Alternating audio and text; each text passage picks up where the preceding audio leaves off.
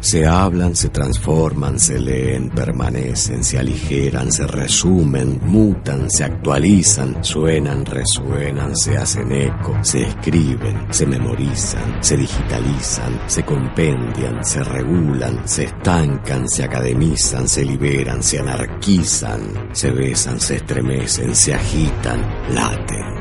Se tuercen, se achican, se extienden, vibran, se mezclan, se encuentran, chocan, se dominan, se humedecen, se secan, se empastan, se nutren, se funden, se forman, se olvidan, cambian, se lamen, se prueban, se tantean, se abrazan, se traducen, se enriquecen, se aprenden, comunican, se estudian, se descubren, se reviven, iluminan, se traban, se emplean, se calientan, pican, nacen, crecen, se multiplican y mueren.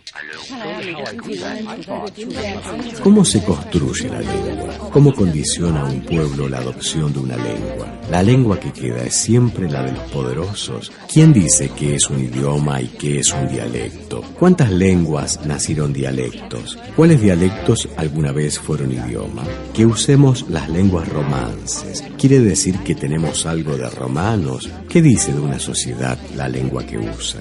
¿Cómo surgen las palabras? ¿Quién las crea? ¿Para qué sirven las academias de las lenguas? ¿Cómo cambia el significado de las palabras? ¿Por qué mucha gente usa mal las palabras?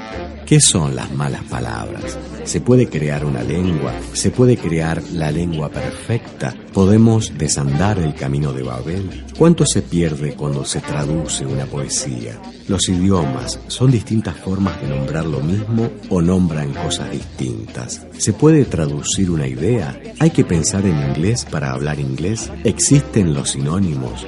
Las lenguas nacen, crecen, se reproducen y mueren. Me quedo dando vueltas la idea de que las palabras mueren. Y yo, la verdad es que no sé si mueren las palabras. Mónica Bernabé, docente de literatura latinoamericana en la Facultad de Humanidades y Artes de la UNR. Las palabras quedan en un archivo, pueden estar ahí por siglos, esperando que alguien las vuelva a encontrar.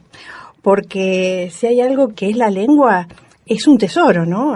Los antiguos diccionarios tenían la forma de tesoros, ¿no? Y por lo menos desde la literatura, yo diría que las lenguas no mueren, sino que las lenguas están ahí interactuando, a veces sin que nos demos cuenta. Hay efectos de lenguas que parecen muertas, a veces parecen muertas, pero que están dando vueltas en las lenguas vivas. Las muertas están ahí dando vueltas con las vivas. Yo trabajaría con otro concepto, no con el de vida-muerte, sino con la idea de la fijeza o la fluidez de las palabras. Hay palabras que parecen que están ahí fijas o cristalizadas, o que efectivamente están cristalizadas porque no forman parte del uso en algún momento dado de la historia, pero que están ahí como reservorio, como yacimiento. Coincido con Mónica en el hecho de pensar que la asignación de vida o muerte de las lenguas no sería justo con lo que ocurre en realidad con la relación entre las lenguas, los usuarios y los sistemas políticos, ideológicos, culturales en los que están inscriptos.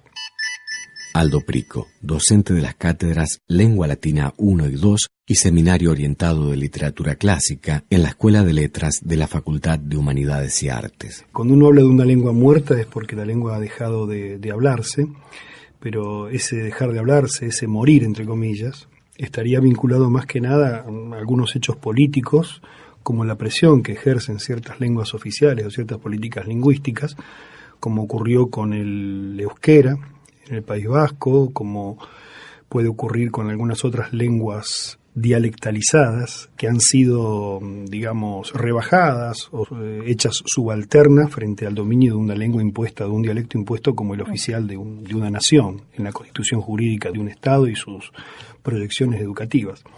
Y hay otras lenguas que han muerto, también esto entre comillas, pero en realidad han evolucionado, ¿no? Nosotros estamos hablando latín en este momento.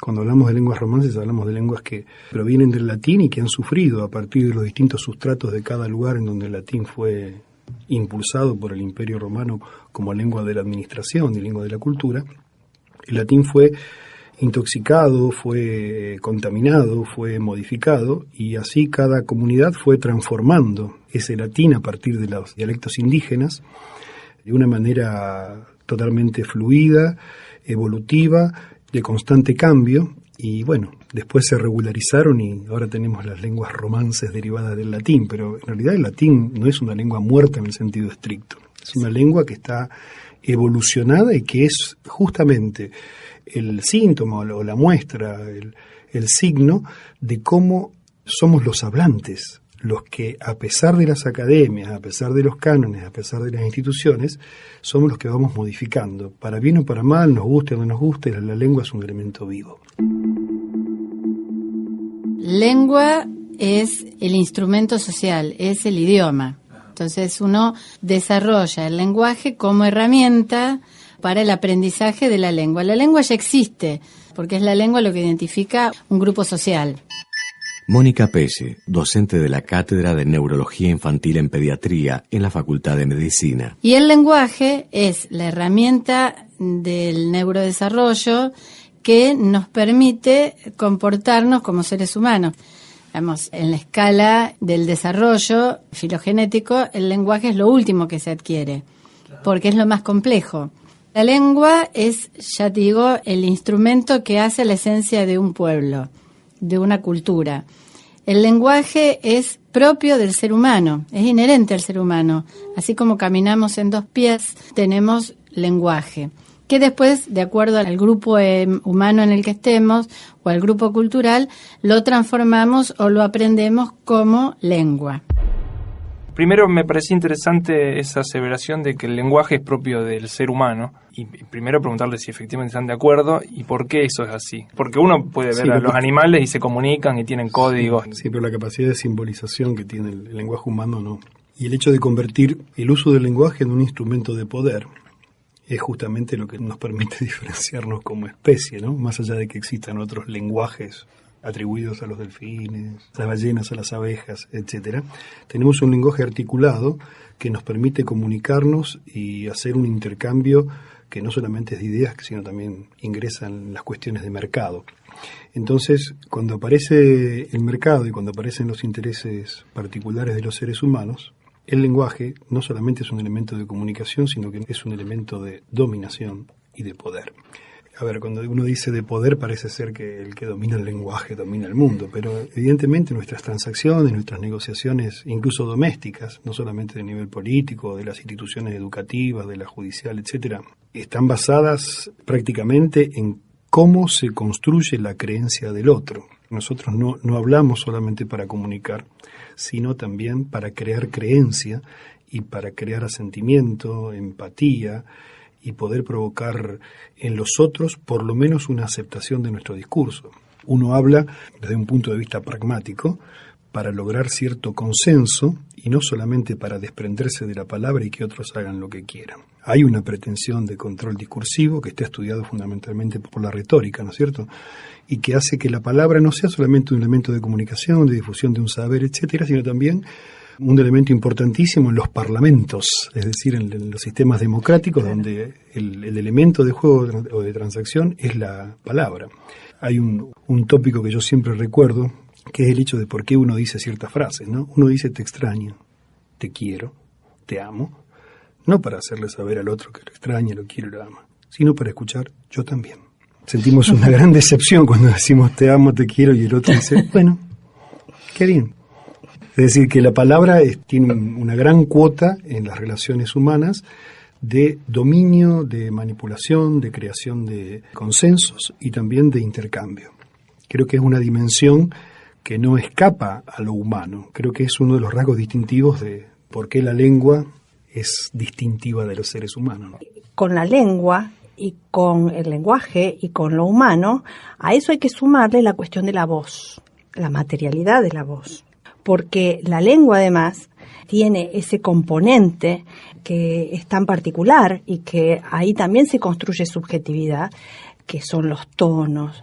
En la voz aparece una materialidad que es constitutiva también, ¿no? Una lengua no es un código solamente, ¿no? Sino que es la sumatoria, ¿no?, de todas estas prácticas con las cuales nosotros, que son, digamos, inherentes al humano, pero al mismo tiempo que son las que modulan nuestra vida cotidiana, ¿no? Ese te extraño. Y como lo dijo Aldo, ahí se juegan un montón de significaciones que van más allá de lo meramente codificable. Es muy interesante, ¿no?, el uso del lenguaje, incluso las diferencias entre lo semántico, el significado, y lo pragmático, es decir, lo que se quiere conseguir o el efecto producir en el interlocutor. Si uno piensa en la palabra, por ejemplo, mucho, un adverbio mucho, está ampliando cierta actividad, cierto sentimiento. Pero no es lo mismo decir te quiero que te quiero mucho, porque el mucho, desde el punto de vista fonético, cierra y no deja abierto el te quiero. Entonces el mucho achica el te quiero en vez de agrandarlo. Te quiero mucho. Como que, bueno, ya está, ya te lo dije.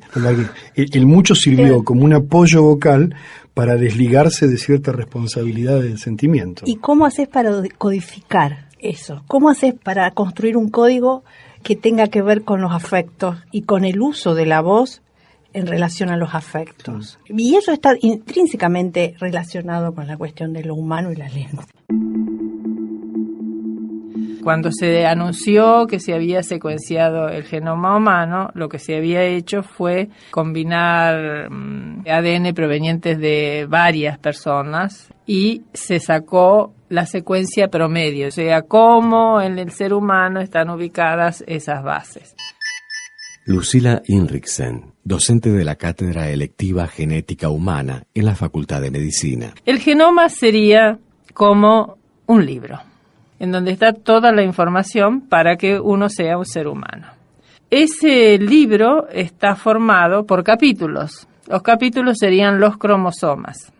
Nosotros tenemos 22 cromosomas autosómicos y 2 cromosomas sexuales. Nuestro libro estaría formado por 22 capítulos de autosoma y un capítulo de cromosoma sexual. Y todo lo que está contenido en cada capítulo es la información que está contenida en el cromosoma y que dice cómo van a ser ciertas partes de tu anatomía.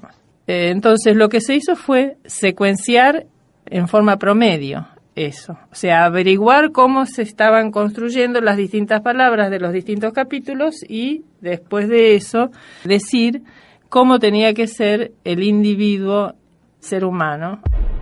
Si entendemos código como un sistema cerrado de relaciones biunívocas entre un significado y una expresión, un significante, el lenguaje humano escapa a eso. Existe, por suerte, nuestra capacidad y nuestra actividad de interpretación, de construir sentido de lo que escuchamos y de lo que decimos. Si no estamos hablando con una clausura de los signos y sobre todo una literatura. Para que exista el lenguaje, yo tengo que tener algo que se llama intención comunicativa. Un bebé se comunica con la mirada. Mientras toma la teta se comunica. Eso es como la base del lenguaje, porque después eso cada vez se va a ir complejizando más y aparte de mirar va a balbucear y aparte de balbucear después va a ir creciendo y va a querer ir copiando esa herramienta que tiene su madre o su padre, que es esa palabra con la cual le hablan. Entonces el lenguaje se va construyendo por una forma de imitación social. O sea, yo tengo que tener mis herramientas genéticas que me dicen a mí que yo como ser humano estoy en condiciones genéticas de adquirir lenguaje. Y tengo que estar metido en un entorno social que use el lenguaje para que yo lo pueda no solamente hacer por impulso genético, sino aparte por construcción social, por imitación. Y la voluntad de comunicarme. ¿Por qué? Porque soy un ser social. El ser humano es un ser social. Es aprendido, básicamente, y tiene que ver con las prácticas. Entonces, el lenguaje forma parte de la práctica, del hacer, ¿no? Es el hacer cotidiano. El lenguaje es acto, básicamente. Así como copia conductas y aprende a caminar porque ve a otro caminando y aprende a comer porque ve a alguien comiendo, aprende actitudes motoras. Por eso lo primero que aprenden los chicos es a jugar a hablar. Pero aunque no hablen, imitan las melodías del adulto que habla. Entonces, hacen como que hablan. Uno no les entiende nada, pero en realidad juegan a charlar. Después eso lo van desmenuzando y lo van analizando y lo decodifican, y ahí aparece la impronta del adulto, que hay algo que reconoce y lo refuerza, y hay algo que no. Por eso aprendemos los distintos idiomas o lenguas. Ahí estamos en el lenguaje, que es común a toda la humanidad. ¿Y cómo se articula esto en lenguas? En lenguas y en historia, porque además es fascinante la historia de las palabras. Cuando uno se pone a pensar en la historia de las palabras, es fascinante. A mí me gusta pensar en las prácticas en función de los saberes situados y las prácticas situadas, digamos. Nosotros acá, Rosario, Santa Fe, Argentina, podemos llegar a tener una mirada muy distinta de la que tiene un italiano en Sicilia de su lengua, ¿no? Nosotros tenemos una historia que está marcada primero porque nuestra lengua es una lengua colonial, nosotros tenemos una imposición de lengua, y al mismo tiempo lo fascinante es que esa imposición, en el momento en que se produce, y que ahí hay una cuestión de poder efectivo, al mismo tiempo allí mismo está la resistencia, porque la lengua nuestra articuló desde el comienzo una implícita práctica liberadora o que apuntó siempre a la independencia, porque en América Latina la lengua fue un proceso largo, pero una lengua que aspiró siempre a la independencia. Una lengua que además incorporó vertiginosamente y de una manera muy creativa la lengua de los pueblos originarios, y también incorpora y sigue incorporando voces provenientes de la multiplicidad de lenguas que se practican en el mundo. Hay un poeta cubano, José Lezama Lima, que tiene una metáfora muy, muy linda para poder pensar la cultura latinoamericana. Piensa América Latina como un horno transmutativo. Es decir, incorpora y al mismo tiempo va modificando y procesando, y la gran metáfora está relacionada con los procesos digestivos. Y fíjate vos cómo siempre hay ahí un elemento de la oralidad o de la vocalidad, como la lengua, que también está muy relacionada con el aparato de la fonación y con la boca, y con los alimentos, porque ahí una lengua también tiene una capacidad nutricia extraordinaria, ¿no?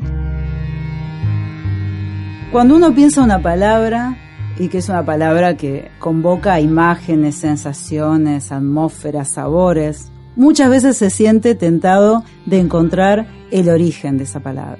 ¿Quién fue el primero que la dijo? ¿Quién la inventó? ¿Para qué? ¿Cuándo? ¿Dónde? Y ahí es donde recurrimos a los diccionarios de etimología. Andrea Ocampo, columnista de literatura de Radio Universidad.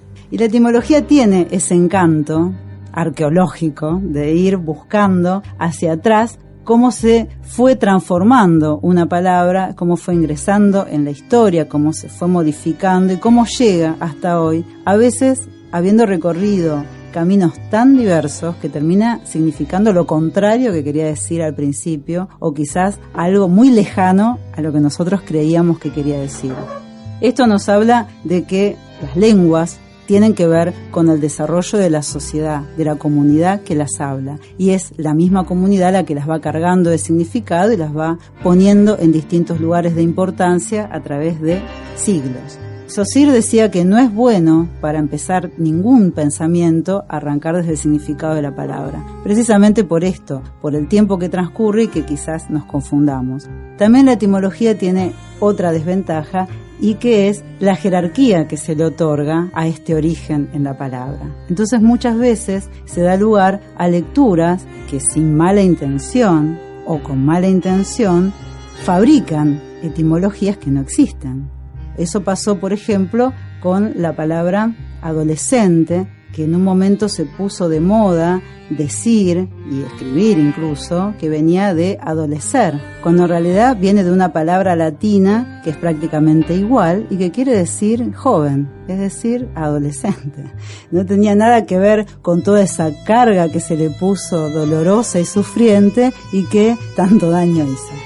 Así todo, la etimología puede llegar a ser una labor creativa de algunas personas.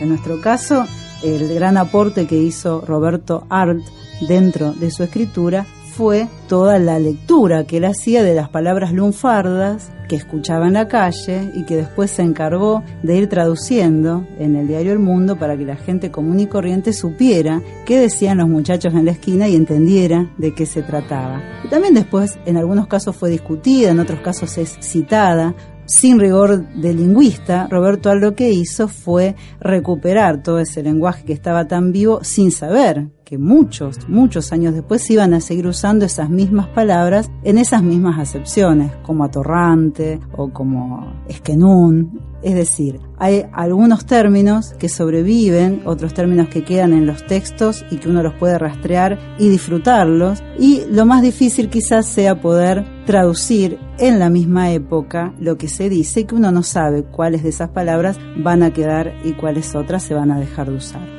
En este caso, la etimología lo que tiene también como ventaja en este caso es conocer cómo fueron cambiando las situaciones en las personas que se comunicaban, en lo que se decían, en la forma que se le daban a esas palabras para, en cierta manera, también poder imaginarnos otros momentos, otras personas, y ese ejercicio de imaginación tiene que ver intrínsecamente con la literatura.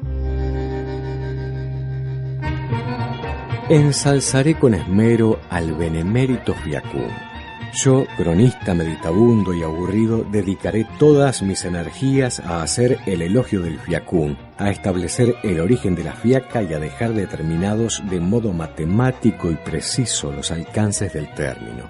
Los futuros académicos argentinos me lo agradecerán y yo habré tenido el placer de haberme muerto sabiendo que 371 años después me levantarán una estatua. No hay porteño desde La Boca a Núñez y desde Núñez a Corrales que no haya dicho alguna vez: hoy estoy con fiaca. De ello deducirán seguramente mis asiduos y entusiastas lectores que la fiaca expresa la intención de tirarse a muerto, pero ello es un grave error. Confundir la fiaca con el acto de tirarse a muerto es lo mismo que confundir un asno con una cebra o un burro con un caballo. Exactamente lo mismo. Y sin embargo, a primera vista parece que no, pero es así. Sí, señores, es así. Y lo probaré amplia y rotundamente, de tal modo que no quedará duda alguna respecto a mis profundos conocimientos de filología lunfarda. Y no quedarán porque esta palabra es auténticamente genovesa, es decir, una expresión corriente en el dialecto de la ciudad que tanto detestó el señor Dante Alighieri. La fiaca en el dialecto genovés expresa esto: desgarro físico originado por la falta de alimentación momentánea. Deseo de no hacer nada, languidez, sopor, ganas de acostarse en una hamaca paraguaya durante un siglo, deseos de dormir como los durmientes de Efeso durante 100 y pico de años. Sí, todas estas tentaciones son las que expresa la palabra mencionada, y algunas más. Comunicábame un distinguido erudito en la materia que los genoveses de La Boca, cuando observaban que un párvulo bostezaba, decían: tiene la fiaca encima, tiene. Y de inmediato le recomendaban que comiera, que se alimentara. En la actualidad el gremio de almaceneros está compuesto en su mayoría por comerciantes ibéricos, pero hace 15 y 20 años la profesión del almacenero, en Corrales, La Boca, Barracas, era desempeñada por italianos y casi todos ellos oriundos de Génova. En los mercados se observaba el mismo fenómeno. Todos los puesteros, carniceros, verduleros y otros mercaderes provenían de la bella Italia, y sus descendientes eran muchachos argentinos, pero hijos de italianos, y el término trascendió, cruzó la tierra nativa, es decir, La Boca, y fue desparramándose con los repartos por todos los barrios. Lo mismo sucedió con la palabra mangiar, que es la derivación de la perfectamente italiana mangiar la foglia, o sea, darse cuenta. Curioso es el fenómeno, pero auténtico, tan auténtico que más tarde prosperó este otro término que vale un Perú, y es el siguiente: hacer el rostro. ¿A que no se imaginan ustedes lo que quiere decir hacer el rostro? Pues hacer el rostro en genovés expresa preparar la salsa con que se condimentarán los tallarines. Nuestros ladrones la han adoptado y la aplican cuando después de cometer un robo hablan de algo que quedó afuera de la venta por sus condiciones inmejorables. Eso, lo que no pueden vender o utilizar momentáneamente, se llama el rostro, es decir, la salsa, que equivale a manifestar lo mejor para después, para cuando haya pasado el peligro.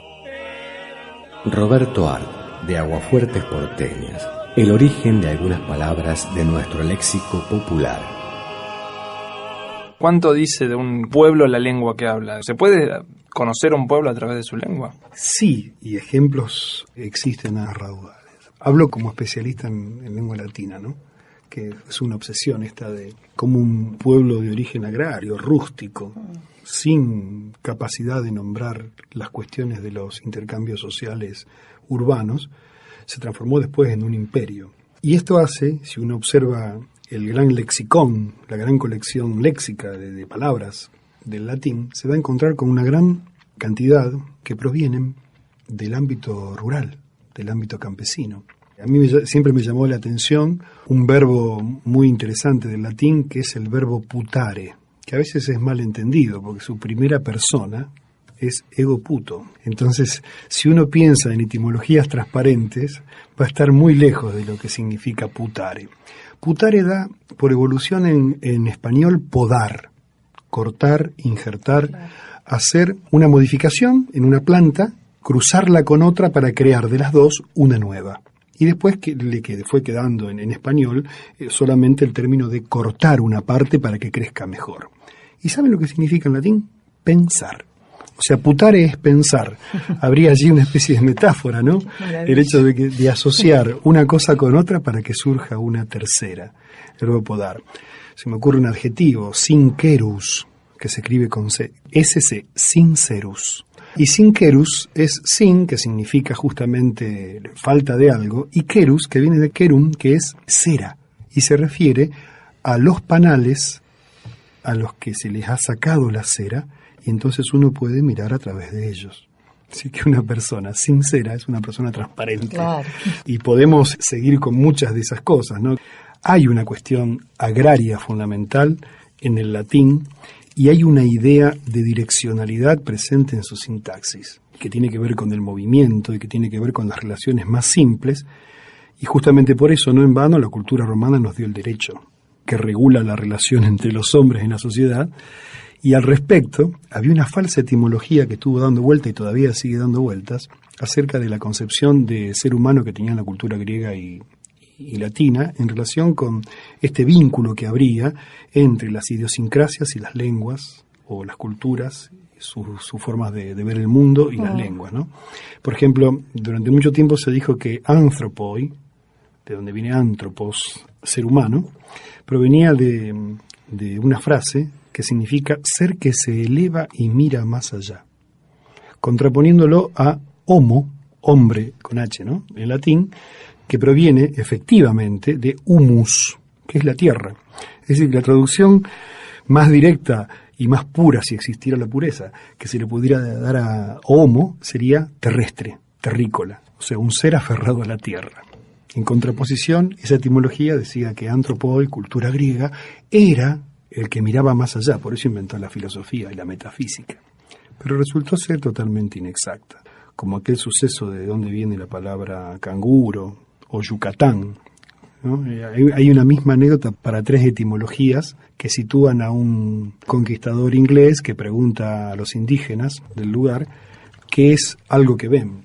Y el indígena responde, en el caso de Australia, kangaroo. Pues dicen que se descubre que kangaroo significa no te entiendo. Pero como la misma anécdota también está situada en México, en la península de Yucatán, y en otras culturas, parece ser un lugar común de un intento de explicación que en todo caso lo que hace es tratar de resolver la tensión entre un significado arbitrario y la ansiedad de que tenga significado y significante un vínculo semántico estrecho. Eso hace que la etimología popular, frente a la académica, intente siempre forzar los significados de acuerdo a sus intereses. Eso pasó con alumno, sí, con adolescente, con otras palabras que circulan por allí. Con esto de conocer a los pueblos a través de su lengua me parece interesante porque uno en general recurre a la etimología al revés, para conocer el verdadero significado de las palabras hoy.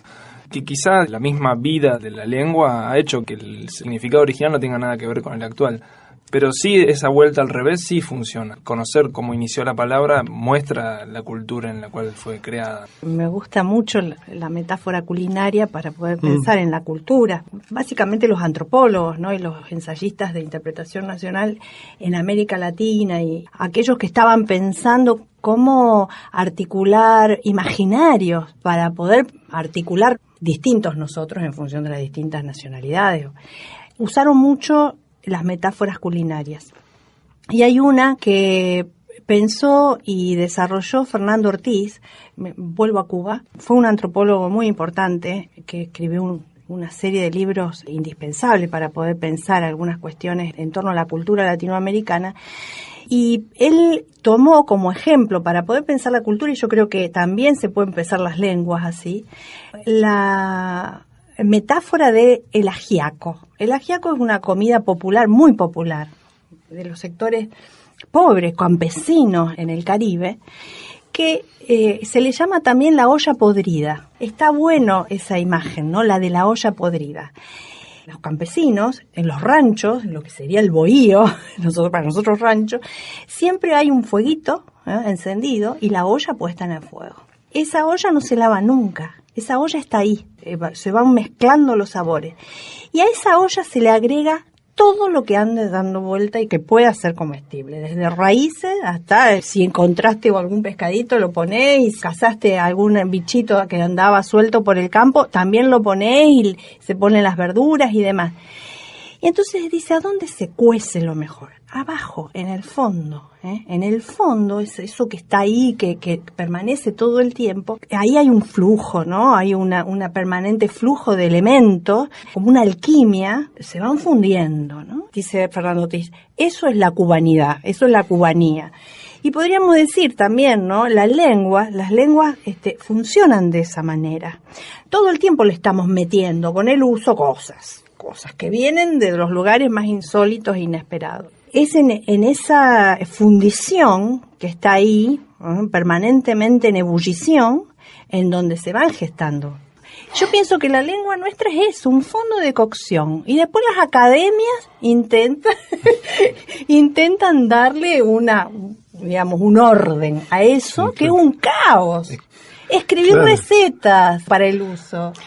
Sin menospreciar la labor de las academias, creo que son necesarias en cuanto al hecho de que marcan un polo de regulación necesario.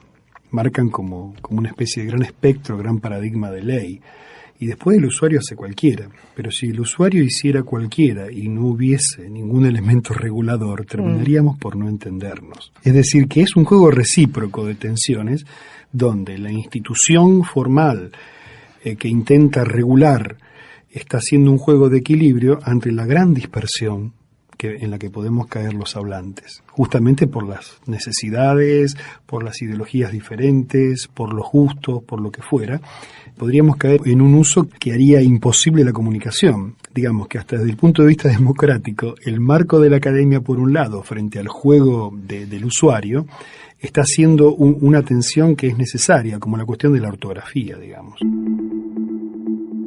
El 0 y 1 es una cuestión de tecnología. Tiene una razón física, que es la forma en que están construidas las computadoras. Lo que pasa es que como lenguaje eso constituye un universo muy técnico, muy duro, como para que lo puedan acceder personas que no están preparadas para hacerlo. O sea, muy profesionales, digamos, muy específicamente preparados para el lenguaje binario. Sergio Geninati, docente de Electrónica Digital 3 en la carrera de Ingeniería Electrónica. Todo lo que se ve en la pantalla, en su raíz básica esencial, es un 0 y un 1. Está codificado en binario, ¿no? En lo que es la base electrónica del procesamiento, que es el microprocesador y la memoria electrónica, es así, son ceros y unos. En otro tipo de soportes no es así. Por ejemplo, en las comunicaciones no es así. El transporte es analógico y se modula en muchos niveles. Después se traduce al binario para que la computadora lo procese. Pero en realidad, cuando la información se transporta o se almacena, por ejemplo, en un disco rígido con un soporte magnético, no es exactamente binario. En un CD, sí. Pero es una cuestión puramente tecnológica, ¿no? En determinados contextos de la informática existe la posibilidad de que los datos se transporten o se almacenen de manera analógica o con muchos niveles, más que analógica, muchos más niveles que 2. Por otra parte, el procesamiento sí se hace en binario siempre, porque lo hacen los procesadores, los microprocesadores, Y eso está codificado en binario, sí. Es una base de representación. Inicialmente fue numérica, o sea, las computadoras se crearon para procesar números primero. Entonces, bueno, en la teoría matemática se demuestra que todo número se puede representar como un binario, en base 2.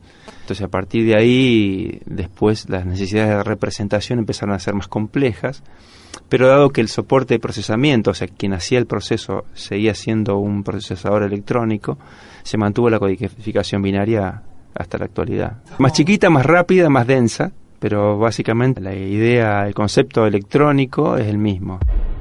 Si se puede volver a Babel, si se puede crear una lengua y si se puede crear una lengua universal. Hubo intentos. El Esperanto. El Esperanto. Y todavía estamos esperando.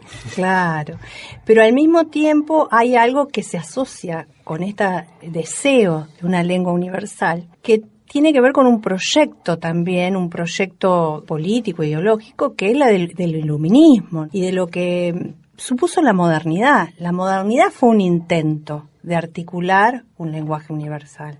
Bueno, después están las distintas lenguas, pero de alguna manera ese proyecto que para nosotros en América Latina, desde este lugar, también tuvo otros nombres, por ejemplo, cosmopolitismo, ¿no? El Esperanto era una aspiración a eso que a fines del siglo XIX los artistas trabajaron mucho, ¿no? Con este deseo de ser un ciudadano del mundo. Cosmopolita, ¿qué es? El ciudadano del mundo.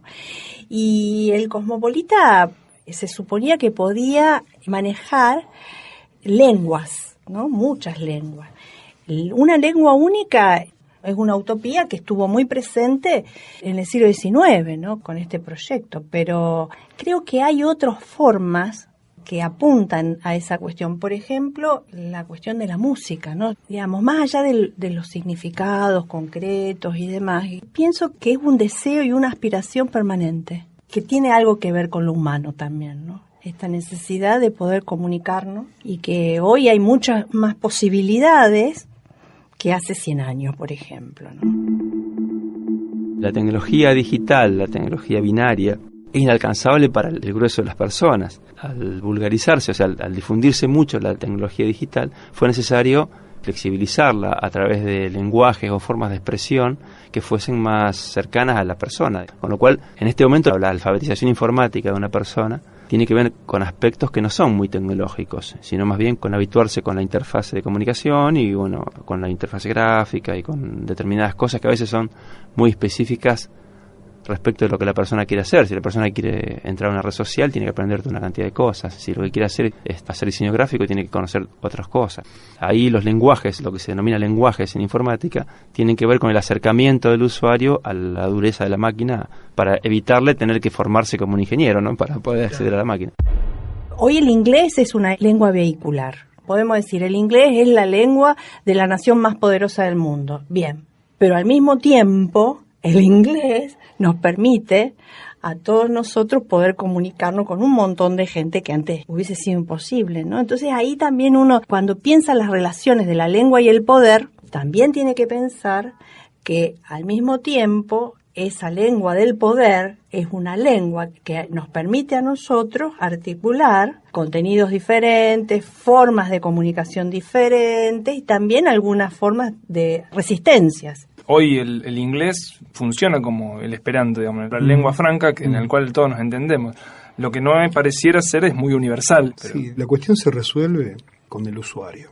Es decir, una lengua puede funcionar en tanto y en cuanto haya gente, comunidades, hablantes, practicantes, etcétera.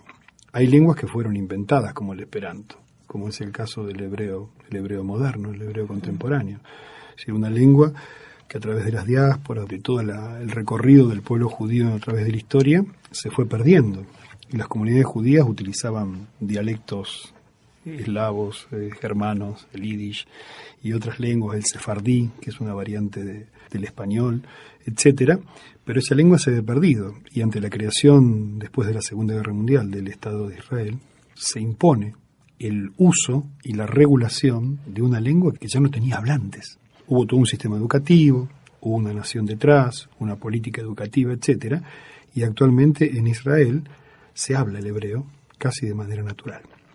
pero es un lenguaje que empezó en el año 48 siendo prácticamente artificial. Lo mismo está ocurriendo con el vasco, con el euskera, una lengua que por motivos políticos había desaparecido porque el franquismo la borró del mapa prácticamente, al punto de castigar a todo aquel que hablara euskera en las escuelas, y que también se perdió por la geografía del País Vasco, que hacía que los distintos dialectos del euskera no se entendieran unos con otros por las distancias y las imposibilidades de comunicación. Y es una lengua que se reconstruyó. La política de Euskadi fue tratar de que esa lengua volviera a ser utilitaria, funcional. Quiero decir con esto, con estos dos ejemplos, que las lenguas son también parte del uso y no de una imposición artificial. Por eso el esperanto hasta el día ha sido, me parece, no sé qué opina Mónica, pero un fracaso. Claro. Porque no hay comunidades hablantes. Es decir, sí, se juntan grupos de esperanto para practicarlo, pero no hay comunidades vivas hablando. Y respecto del inglés, yo siempre recuerdo un intento que se hizo en Estados Unidos con ciertos grupos culturales, nombre en inglés que no sé si es slang, de dialectos propios de ciertas comunidades, sobre todo afroamericanas, y un lingüista norteamericano propuso que la escuela en ese estado norteamericano tuviera clases en esa variante, ¿no es cierto? Y a mucha gente le pareció bárbaro porque es una actitud de respeto hacia esa comunidad. Pero al mismo tiempo, eso hace que esta comunidad se diferencie de la lengua oficial. Es decir, que insistir demasiado con ciertas particularidades que son propias de la identidad de una comunidad, en el aspecto lingüístico, también podría implicar el riesgo de separar totalmente esa comunidad. En todo caso, podemos hablar de bilingüismo, que sería un poco más funcional, pero no de hacer todo en esa lengua, porque nos guste o no nos guste, la lengua ya está funcionando. Y es muy difícil dejar de pensar en esa lengua, dejar de informarse, dejar de ver los medios. Entonces, bueno, creo que lo del inglés, aunque a mí particularmente ideológicamente me pese bastante, es una lengua que ya está instalada. Y tenemos que aprovecharla, no negarla. Algunos vascos sostienen que no tiene raíces la lengua, como que es así, nacida de ellos mismos. Sí. Más allá, digamos, de la jactancia vasca, saber si eso puede existir, digamos, si hay muchos lugares donde ha brotado la lengua o hay alguna raíz común a todas las lenguas del mundo. Las lenguas que nosotros conocemos como europeas, sobre todo, y algunas asiáticas, está comprobado científicamente que provienen del indoeuropeo, una lengua hablada en Centro, en Eurasia, que después se fue expandiendo por las distintas conquistas y fue dando las distintas modalidades que reconocemos hoy, el eslavo, las lenguas latinas, los germánicos, etc. Dentro de ese contexto, hasta el día de hoy, no se sabe con exactitud cuál es el origen del vasco. Digamos que no es que no tenga raíces, digamos que no tiene raíces con el paradigma conocido de la protolengua indoeuropeo. Y otro es el magiar, la lengua húngara, que también se escapa bastante de las hipótesis lingüísticas que provienen del indoeuropeo. Digamos, son dos lenguas que se escapan un poco y que le han dado, tanto a los húngaros como a los vascos, esta especie de identificación a veces petulante de somos los que tenemos una lengua, ¿no? que también es un elemento de identidad, ¿no? Que hace fuerte a los pueblos, que sobre todo son castigados, que tienen que agarrarse de algo propio para diferenciarse del opresor. Pero en este caso... Algo de razón tienen. Algo de razón tienen, aunque no es que no tenga raíces, no nació de la nada. Algunas hipótesis que yo no quisiera aventurar en profundidad, pero que intentan dar una explicación, asocian a la cultura vasca con el trabajo campesino y duro del campo por la gran cantidad de vibrantes que tiene. Los vibrantes son los sonidos, ¿no? Los sonidos que implican algo semejante a un gruñido y una dureza de pronunciación que hace que la lengua suene, a quien no la entiende, como una especie de sonido animal, sonido de máquina, sonido de trabajo, rudo. El vasco ha tenido que copiar palabras del español y adaptarlas a su sintaxis y su morfología, porque justamente la cultura vasca no designaba un montón de cosas del mundo moderno. Situaciones como la del vasco, el catalán, que también podrían parangonarse esa situación con muchas de las situaciones que en América han sucedido y suceden hoy con respecto a las lenguas indígenas, ¿no? Por ejemplo, el guaraní, que es una lengua viva, hablada mayoritariamente por el pueblo paraguayo, y que hoy recién, no sé exactamente cuándo fue designado el país como bilingüe, pero son lenguas con mucho vigor y resistiendo, pero que al mismo tiempo generan zonas de fronteras, ¿no? Digamos, está el famoso portuñol, que lo habla muchísima gente, en Misiones, en Formosa, sur de Brasil y Paraguay, y que al mismo tiempo, en estos últimos 20 años, han generado una lengua literaria, con un grupo muy importante de poetas y escritores que vienen desarrollando una actividad muy fuerte y que han articulado algo así como un campo literario en portuñol. Un fenómeno que es interesantísimo. Y yendo para la zona andina, si tomamos el caso de Perú y una zona bastante amplia de Bolivia, ahí hay una comunidad muy grande bilingüe quechua-español. Ahí, bueno, hay mucha más historia, hay mucha más literatura, muchos más escritores que han estado trabajando en ese límite, en ese borde, en esa frontera. Hay un famoso artículo periodístico que José María Arguedas publicó en La Nación en 1936, cuando él era en el Cusco maestro de quechua, de alumnos quechua. Dice, entre el quechua y el castellano, la angustia del mestizo. Es esa situación. Qué síntesis, ¿no? De aquel que es bilingüe, que tiene que manejarse con la lengua oficial, en este caso el español, el castellano, y que tiene que a su vez negociar con la otra lengua. Y como escritor él negoció de una manera fenomenal, que fue escribir en español y hacer sonar la otra lengua en la sintaxis del español, modificar, sutiles modificaciones de la sintaxis del español que hacían resonar, por eso son escritores que tienen la otra lengua como una copresencia, ¿no? Y esos son fenómenos extraordinarios para poder pensar las diferencias. Qué bueno, digamos, que por políticas lingüísticas, por cuestiones políticas, ha habido una revalorización de las lenguas indígenas. Yo siempre recuerdo a mi abuela materna, que era correntina, de esquina, y llegó a Rosario en un vapor, decía ella, a los 10 años para trabajar en casas de familia limpiando. Ella siempre se reunía con sus primos, con una tía, a hablar guaraní. Claro. ¿Pero por qué? Porque era vergonzante hablar guaraní. Porque ya en la misma Corrientes le habían impuesto que lo que se habla es castellano. El guaraní es cosa de indio. Claro, entonces, y era bajo. Entonces ella, que pensaba en guaraní, que soñaba en guaraní, y hablaba perfectamente, no podía hablar esa lengua materna de ninguna manera, porque era vergonzante, porque los señores de las casas en las que trabajaba cuando era muy jovencita, aquí en Rosario, de los doctores no sé cuánto, la cargaban cuando escuchaban esa lengua llena de guturales, ¿no? Como si una lengua pudiera ser inferior a otra. Y recuperemos nuevamente la idea de la lengua y la comida, porque eran lenguas de cocina. Claro. el quechua era la lengua que se hablaba en la cocina, claro, los sirvientes, las señoras que cuidaban a los niños. Claro. La etimología de la palabra cinematografía tiene que ver con kine, que significa movimiento, y grafos, claro está, dibujo, dibujar. Bueno, en todo caso, podríamos traducirlo como ilusión de movimiento. Ilusión de movimiento que el cine rápidamente superó. Esto desde distintos planteos que todavía generan ciertas discusiones. Leandro Arteaga, docente del Seminario Final Cine y Literatura de la carrera de Filosofía. Porque habitualmente suele decirse que el cine es imagen en movimiento.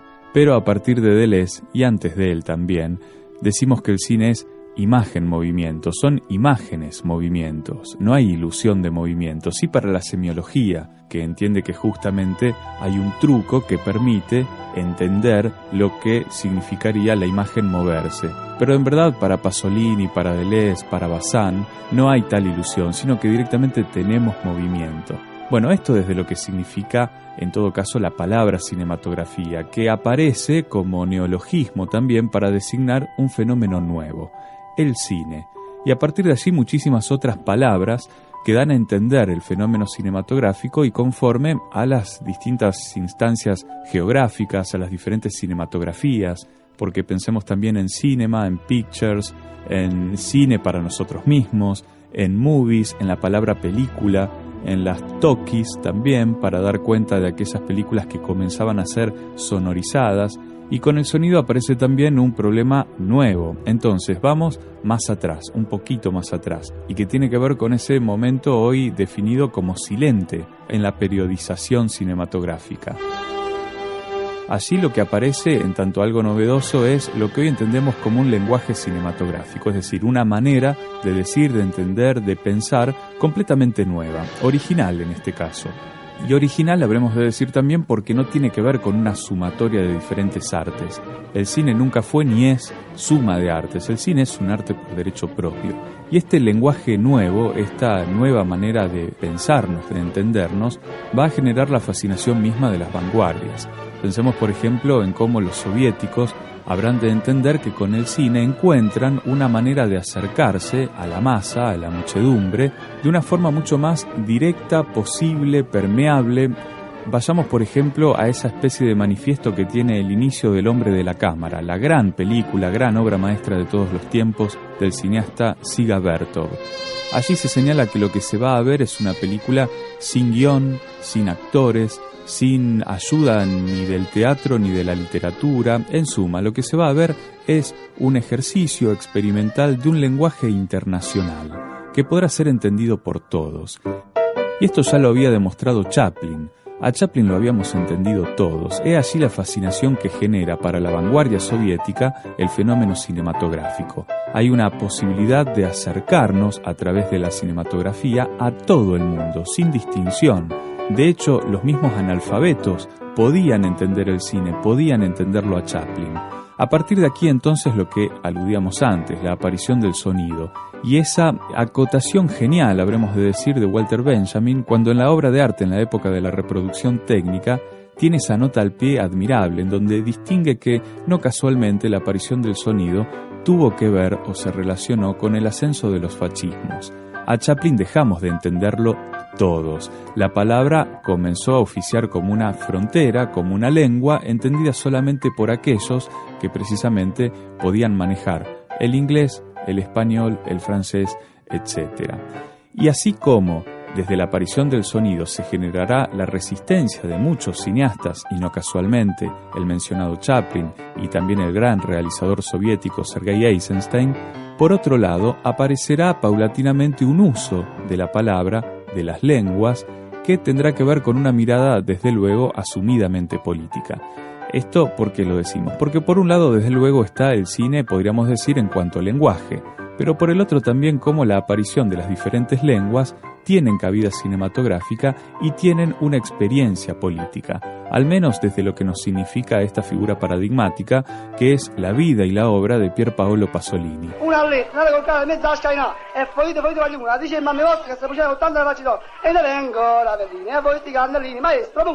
En el cine de Pasolini escuchamos hablar de diferentes maneras, porque en Italia no se habla el italiano de una sola forma, sino que hay múltiples dialectos, y estos dialectos serán retratados por la cámara de Pasolini para justamente dar cuenta también de aquella pluralidad que el cine, con la aparición del sonido, había comenzado a perder.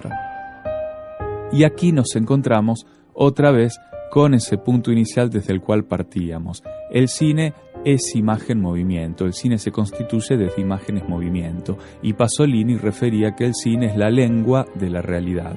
¿Por qué? Bueno, si tenemos que buscar algún recurso cinematográfico que nos permita analogar la experiencia vital, Pasolini dice, este recurso es el plano secuencia, aquella toma de imagen que filma ininterrumpidamente, que no tiene montaje, que no tiene corte. ¿Cuándo tiene corte la película? Bueno, cuando ya fue filmada precisamente, cuando hay que organizar, ordenar las distintas tomas de imágenes para conformar lo que decimos es la película. ¿Cuándo tiene entonces corte nuestra vida? Cuando hay muerte, cuando se ha vivido. Allí aparece el montaje, allí aparece la posibilidad de también organizar lo que decimos fue la vida de alguien conocido, la vida de alguien cercano o nuestra propia vida. Y si tenemos que buscar una palabra que etimológicamente permita descifrar lo que el fenómeno cinematográfico nos significa, pensemos entonces en una de ellas, quizás la mejor, en todo caso, para quien habla es la mejor, Rosebud, que encierra ese misterio que no se corresponde solamente con la película que es El Ciudadano de Orson Welles, sino también con, a partir de allí, toda una experiencia de búsqueda que nos hará atravesar todo ese extraordinario continente que significa la cinematografía.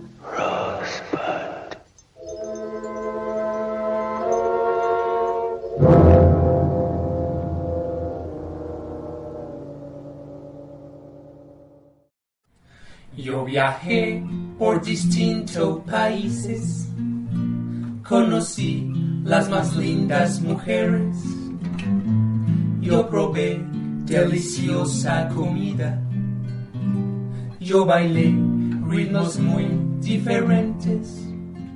Desde México fui a Patagonia y en España unos años viví.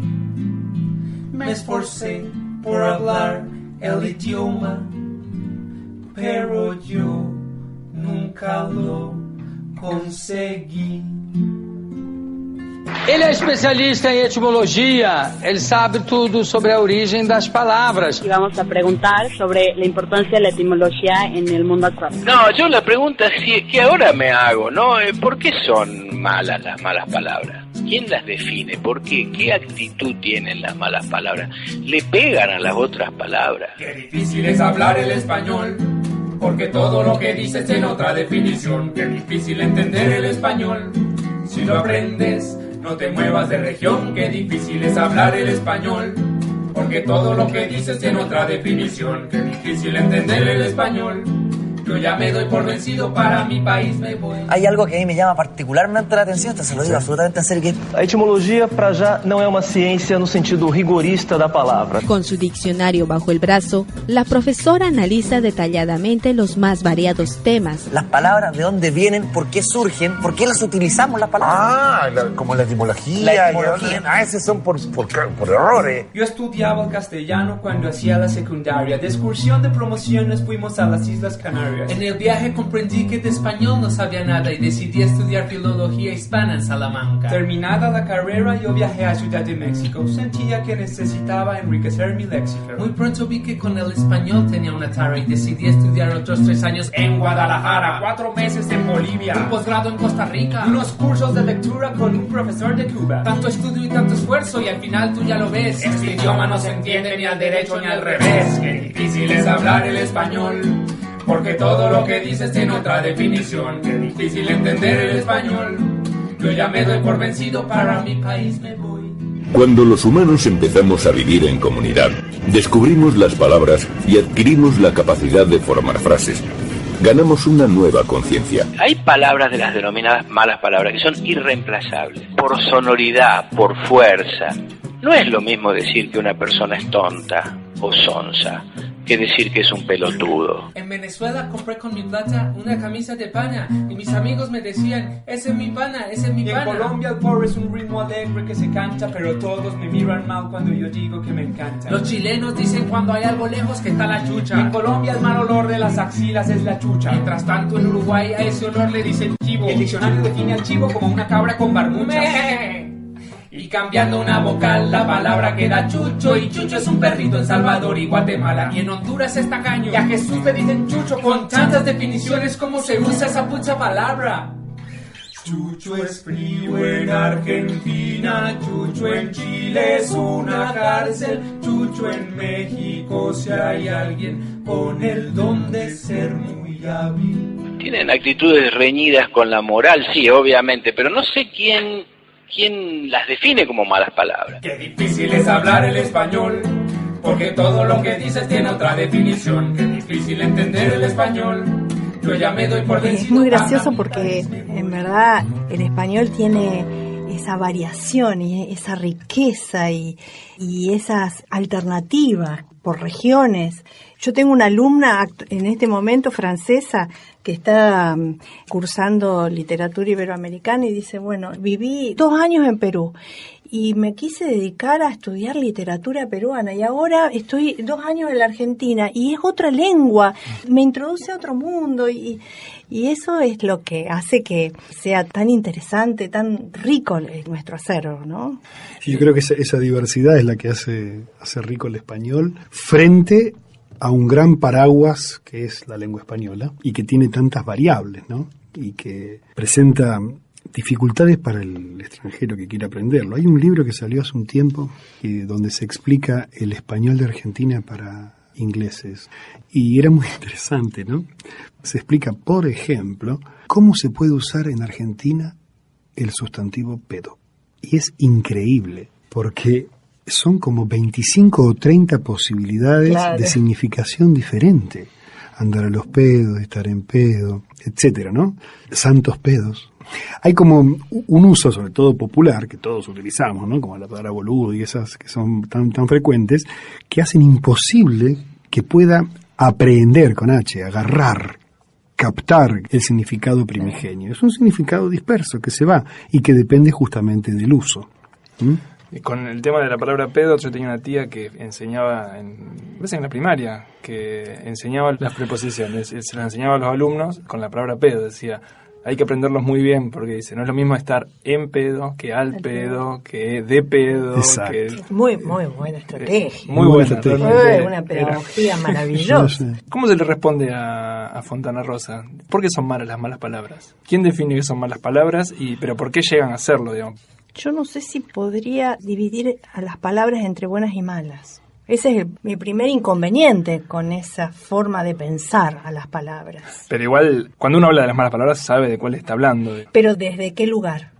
¿Desde qué lugar vos decís esta palabra es mala? En el ámbito tradicional de la pedagogía o de la escuela y de lo correcto y de lo que esto entra dentro de los códigos de sociabilización en un aula, y sí. O cuando vos estás enseñándole a un niño que, bueno, tal palabra en tal lugar y en tal circunstancia, sería incorrecto decirla. Pero no sé si de eso podemos deducir que haya buenas y malas palabras. Por ahí lo que hay es palabra más apropiada para determinadas circunstancias, pero en el uso cotidiano y más en el uso íntimo, hogareño, las palabras fluyen, las malas palabras fluyen todo el tiempo, ¿no? Y forman parte de lo nuestro. Entonces yo no sé si hay buena o mala palabra. Es una asignación vinculada con cada época histórica. Yo recuerdo que en el año 78, en un teatro de Mar del Plata, con mi mujer, estábamos viendo una obra de Gasalla. Y el gran elemento cómico, ¿saben cuál era? Que la mitad de la platea tenía que decir a coro, culo. Y la otra tenía que decir teta. Entonces, Gasalla asignaba un grupo, señalaba, y la mitad de la platea, la otra mitad, teta. Y era algo comiquísimo. Hasta hace muy poco tiempo la palabra boludo en el cine era un disparador de la hilaridad. Causaba risa por lo inesperado. Ahora esas palabras son totalmente accesibles, utilizadas y aceptadas como tales, porque nuestra concepción de mala o buena palabra es una cuestión histórica, y es una cuestión cultural y de consensos. Quiero decir con esto que es la cultura y ciertas instituciones, recuerdo a los gobiernos militares de la década del 40 prohibiendo el lunfardo en los tangos, por ejemplo, ¿no?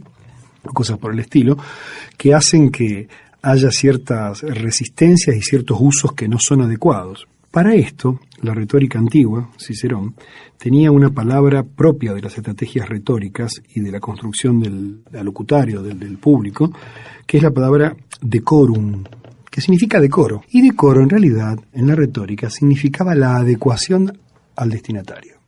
Es decir, cómo uno modelaba su discurso y la modalidad de su discurso y la elección de las palabras y la sintaxis y la velocidad y la manera de pararse, etcétera, en un discurso, para poder persuadir y poder seducir al otro.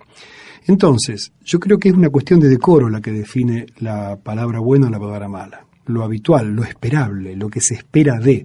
No es esperable que yo en una clase de la facultad le diga a los alumnos, no, boludo, no entendiste. Pero sí lo puedo decir a un amigo en la intimidad y es decoroso. Es decir, la misma concepción de decoro, que en realidad significa oportunidad o adecuación, cambia según los interlocutores, según la comunidad hablante. Qué sé yo, al día de hoy sigue siendo en los medios la palabra cáncer una palabra que es una mala palabra casi, ¿no? Murió de una enfermedad incurable, de una larga enfermedad.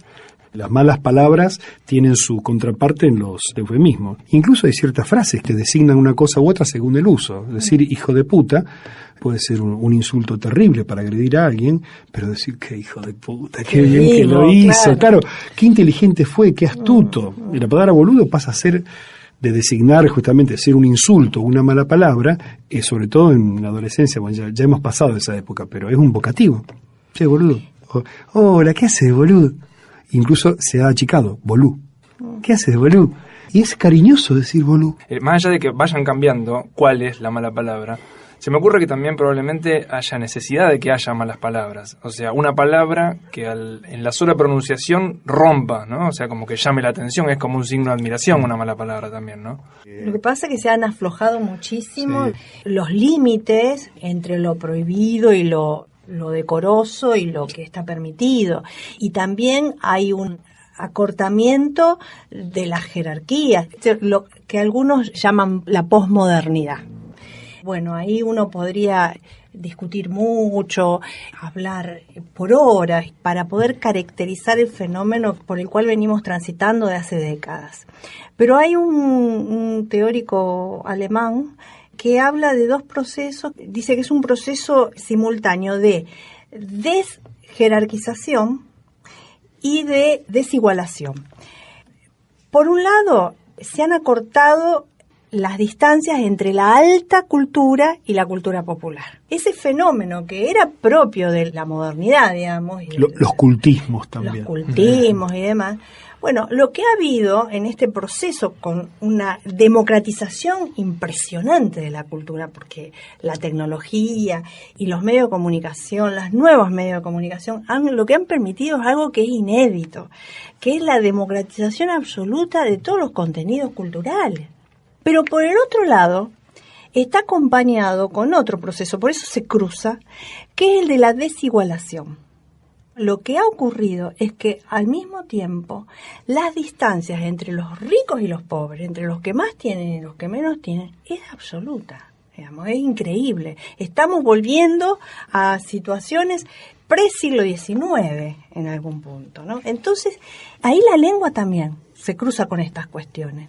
Entonces, esas jerarquías que la lengua marcaba entre los de arriba y los de abajo se disolvieron o se están disolviendo. Pero al mismo tiempo hay un proceso de la posibilidad de apropiarse de la lengua, digamos, que se ha revertido. Es decir, a principios del siglo XX en la Argentina se abre un proceso de incorporación al mundo letrado de cantidad impresionante de personas. Y que paradójicamente en este momento, digo es una paradoja, ¿no? En este momento en donde los medios y las nuevas tecnologías permiten una democratización impresionante de la cultura, la escuela es un lugar en que ya no iguala. Porque no es lo mismo un chico que va a una escuela de la periferia que un chico que va a una escuela privada del centro. Estoy planteando una situación que me parece que dice mucho de los usos y las prácticas lingüísticas, de esto de qué son las buenas y malas palabras, de las oportunidades del decoro y al mismo tiempo de cómo hay formas de la lengua que son muy específicas de sectores, que su ingreso al sistema educativo formal es complejo. El modo en que se desarrolla esa educación es compleja. No tiene las mismas formas homogeneizantes que tenía en los 50, en los 60, en los 70, yo diría. Lo que ha habido es como una restricción de ciertas modalidades discursivas. Entonces, la gran paradoja es que, a pesar de la oportunidad que tenemos con redes sociales, con medios de comunicación, etcétera, de la difusión, se han ido, y eso uno lo ha notado, yo trabajé muchos años en la secundaria, básica, 30, y en secundarias muy diversas, Politécnico, Gurruchaga y otras marginales, en donde uno podía apreciar justamente este movimiento que está mencionando Mónica, ¿no? Cuando se hace el estereotipo de lo que se podría llamar, el lenguaje fierita, que ciertos personajes estereotipan en televisión. ¡Hola, amigo! ¡Hay sitio!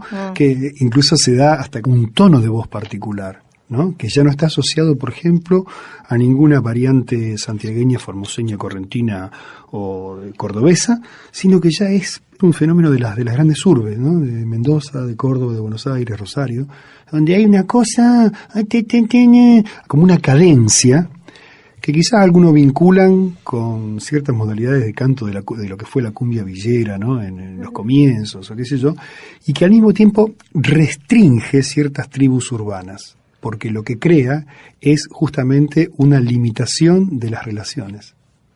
Yo lo podía comprobar en la escuela secundaria cuando ciertos grupos decían, no, a esos que son, viste, el negros, villeros y todas esas asignaciones tan arbitrarias, que aparecían y siempre estaban acompañadas de un rasgo del lenguaje, es decir, de una homogeneidad de denominación del mundo.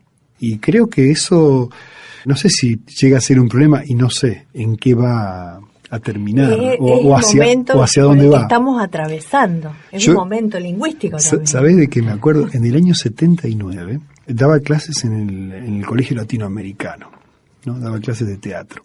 ¿Y saben cuál era la gran preocupación de todos los padres?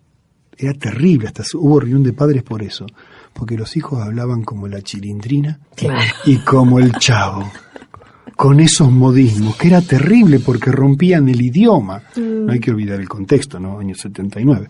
Pero era terrible la preocupación. Y uno decía, no se preocupen, que es una cuestión de etapa de la adolescencia. Por supuesto que esa gente cuando pasó los 17 y 18 empezó a regular y entrar en un modo más o menos homogéneo con el resto de la gente. Pero hoy lo que se ve muchísimo son los chicos hablando en español neutro. Claro, bueno, pero pero yo lo hacía cuando era chico. Sí. Y veía la televisión en blanco y negro y hablábamos igual que Cisco Kid. O sea, eso es un fenómeno creo que recurrente y que no implica ningún tipo peligro de riesgo ni ideológico, ni lingüístico, ni nada. Nacionalización de la lengua. Claro, pero lo que está comentando con mucho acierto Mónica acerca de esta desigualación, creo que es verdad, porque eso lo que crea es menores oportunidades de trabajo, menor inserción de los grupos sociales. La posibilidad de ingresar al mundo laboral, al mundo educativo, a hacer una carrera universitaria, se restringe al ingreso a la ciudadanía, sí, claro. ¿no? Esa cuestión básica mínima, ¿no? De derechos. Si hay sonidos en nuestro idioma que no existen en el idioma japonés, por ejemplo, o en el idioma árabe. Hay un montón de sonidos que no se repiten.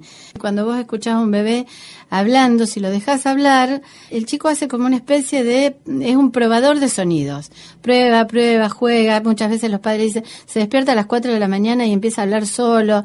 Bueno, hace su prueba de sonido. En realidad es muy interesante porque el bebé se autorregula, repite, escucha, y eso es un trabajo de acopio en memoria.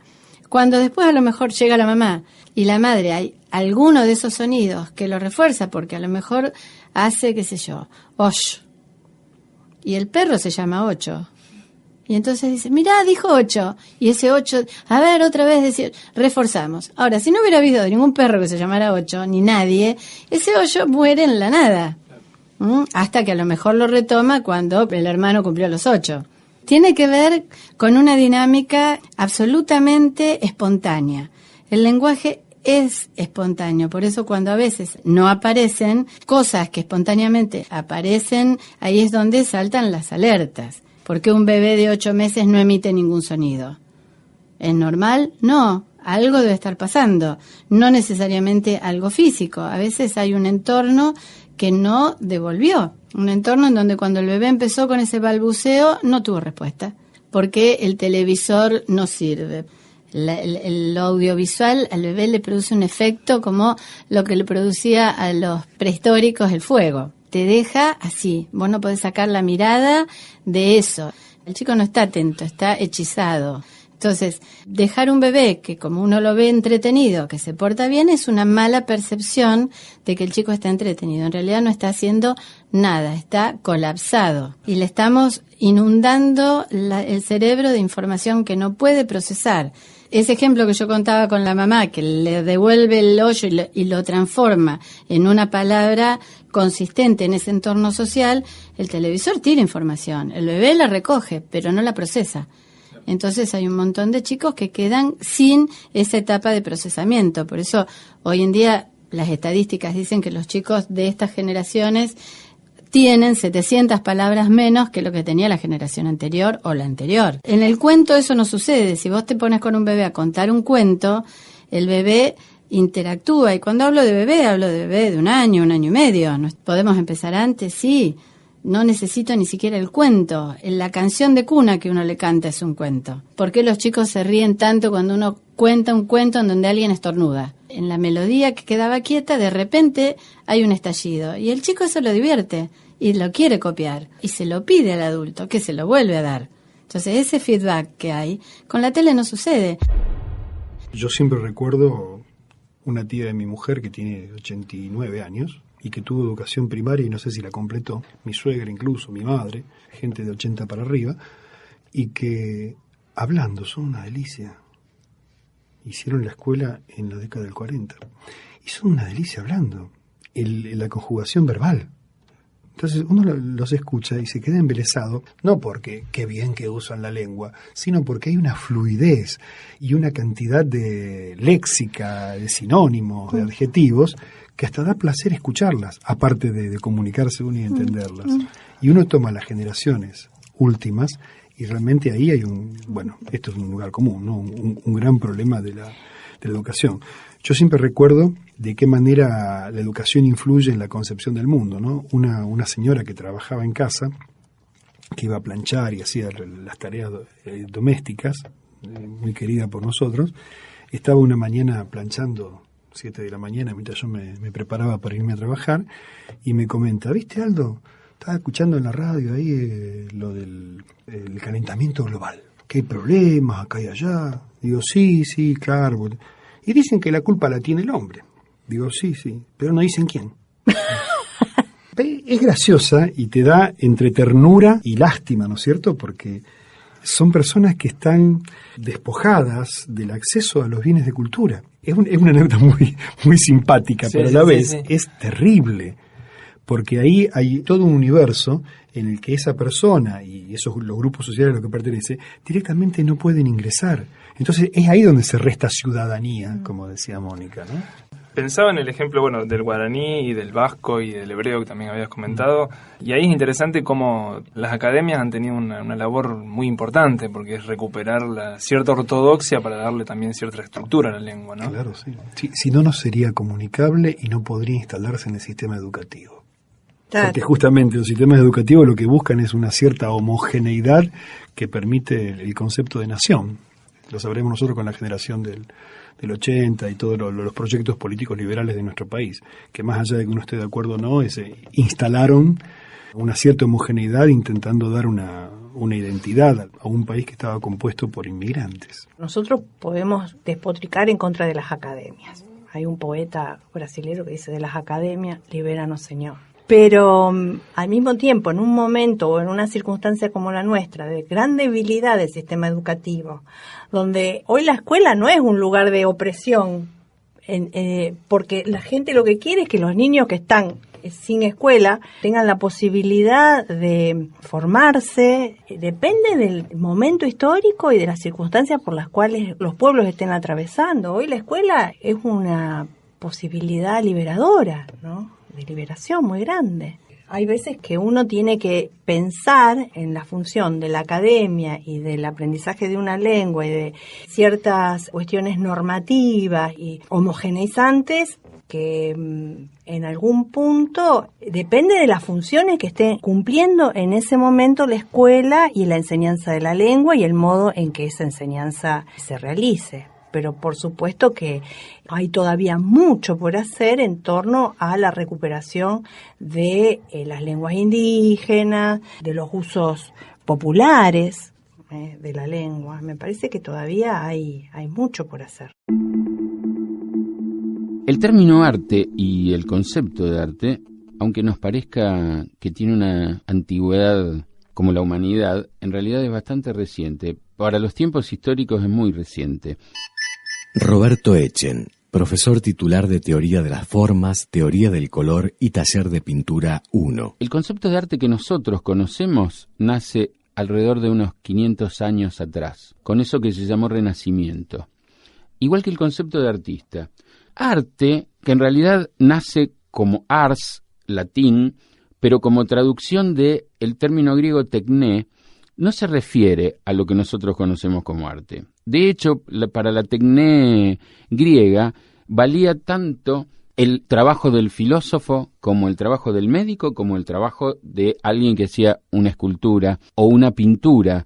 En realidad había tekné en cualquier operación que trabajara desde un material natural para elaborarlo en cierto sentido, o que implicara una técnica que modificara algo. Por eso también la medicina estaba dentro de las teknés. La Edad Media, que utiliza el término ars, lo utiliza desde un lugar de indiferenciación de todos los oficios que servían para construir algo que en realidad su objetivo y su finalidad última era servir al dogma católico y servir a la adoración de los fieles a quien sería el Ser Supremo, a Dios, su Hijo y el Espíritu Santo. Y, por supuesto, todos esos oficios tenían una convergencia. La convergencia era la basílica. En realidad, había algo que eran los gremios, y los gremios trabajaban unidos en esta operación mayor, porque de lo que se trataba era de la construcción total y completa del templo. Esto hace que no hubiera una diferencia entre lo que para nosotros hasta ayer fue tan marcado entre arte y artesanía. En realidad, ars refería tanto a lo que hoy nosotros llamaríamos arte como lo que llamamos artesanía. Y en ese sentido, me parece que hay algo sumamente interesante, porque en nuestra contemporaneidad, otra vez, los límites entre lo que es arte y lo que es artesanía vuelven a ser borrosos, incluso no solo entre lo que es arte y lo que es artesanía, sino entre el arte y una cantidad de otras producciones que no hubieran caído nunca bajo esa denominación, hoy son trabajadas desde el campo del arte por los artistas, como por ejemplo una cantidad de producciones industriales, ya no artesanales siquiera. Me parece que es sumamente interesante aprovechar este nacimiento epistemológico del concepto para ver que si uno hace su arqueología se va a encontrar con que los discursos que utilizan el término son discursos que probablemente no tengan nada que ver entre sí en momentos diferentes de la historia, y que ese arte que nosotros conocimos muy diferenciado y que incluso se situaba en un lugar de superioridad frente a lo artesanal, hoy no tienen validez, hoy no tienen vigencia. De hecho, hay mucho trabajo conjunto. Puedo remitir a un ejemplo rosarino, que lo tenemos cerca y lo tenemos lejos en realidad, porque anda haciendo sus producciones artísticas por todo el mundo, que en realidad él une este trabajo artesanal e incluso ingenieril para crear operaciones artísticas y producciones objetuales que realmente son de una escala, de una magnitud impresionante, en las cuales trabajan 15, 20 personas mínimo. Y entre esas 15 o 20 personas hay especialistas en ramas completamente diferentes. De hecho, ingenieros que tienen que pensar la estructura y calcularla, a especialistas en cerámica para poder aplicarla como capa final. Entonces, evidentemente, acá hay una convergencia entre lo que sería producción artística y la producción artesanal, que se une en esta especie de colectivo, que sin embargo sigue llevando la firma de Adrián Villarrojas como autor, porque en ese sentido todavía hay una reminiscencia de esa concepción de arte que heredamos desde el Renacimiento, y porque lo que prioriza es un proyecto y un concepto, sin embargo aparece unido a todo el trabajo que hacen todos estos especialistas o gente hábil en la manipulación de cierto material que él llama y contrata, y que en general además son artistas emergentes rosarinos, lo cual me parece muy interesante porque arma colectivos de trabajo donde se producen una cantidad de vínculos y relaciones que además tienen la posibilidad de recorrer lugares del mundo gracias a estas producciones de Adrián, que hacen que ya el trabajo, aunque siga manteniendo la firma, sea un trabajo que va más allá de el hecho individualista como era una pintura de Leonardo. Y pensar cómo funcionan los sonidos en la lengua. Si los sonidos son universales, más allá de que la lengua no lo sea, si hay corrientes de significado en los sonidos. El inglés da un ejemplo muy claro con las onomatopeyas. Una lengua que tiene muchísimas onomatopeyas, shock, tap, palabras que hacen referencia a la relación directa que hay entre un acontecimiento y su sonido. Ha habido estudios que han intentado vincular semánticamente la fonética con lo semántico, con el significado de las palabras, y hay alguna similitud que atraviesa distintas lenguas y que merece ser atendido por lo menos, qué sé yo, la nominación de la madre, de mamá, siempre tiene mon, ma, siempre hay una bilabial, una consonante y una vocal abierta, y que podrían llegar a tener alguna asociación, esa es la hipótesis, con el acto de amamantamiento, ¿no? El hecho de pedir comida. Y no sé, son hipótesis. No he visto ningún estudio serio que vinculara la sonoridad desde el punto de vista semántico. Sí podemos encontrarnos con lenguas que tendrían, por la comunidad que las practica, alguna sonoridad que prevalece. Pero uno, qué sé yo, podría caer en un estereotipo de decir todos los franceses son suaves, ¿no? Y todos los alemanes son rígidos y militares cuando hablan.